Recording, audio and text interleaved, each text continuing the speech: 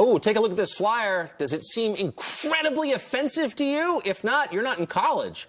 Because an entire charity event organized by the Kappa Alpha Theta sorority at Quinnipiac University in Connecticut had to be canceled because a single student found the maracas on this promo flyer so offensive she couldn't deal with it. The font is more offensive than the maracas. Well, she tweeted this: philanthropy with a side of cultural appropriation and stereotypes so shameful.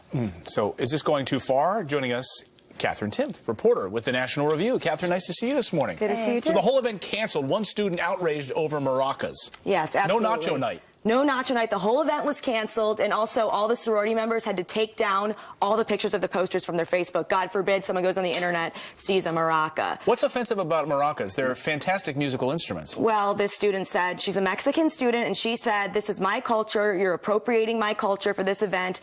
Maracas aren't a staple of Mexican music. You need to do more research.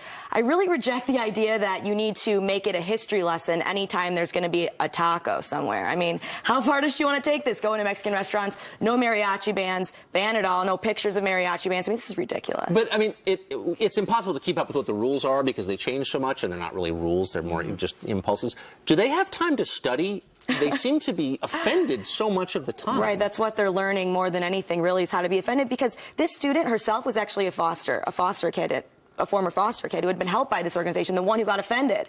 And then she said, what? I supported the event. I can't believe it was canceled. I said, you called the hosts racist. Normally, when I support something, I handle it a little different. I show it in a little bit of a different way. So it's, you know, why did she do it? I think people don't think about it. You're just kind of seen as a social justice hero if you get offended. And how far can these types of incidents go? I mean, it is a slippery slope. We were talking about this morning, University of California, Irvine is voting whether to ban American flags because they want to be culturally inclusive as well. Right, exactly. This isn't the first time I've come on and talked about racist tacos, racist nachos, racist something like that, sombreros.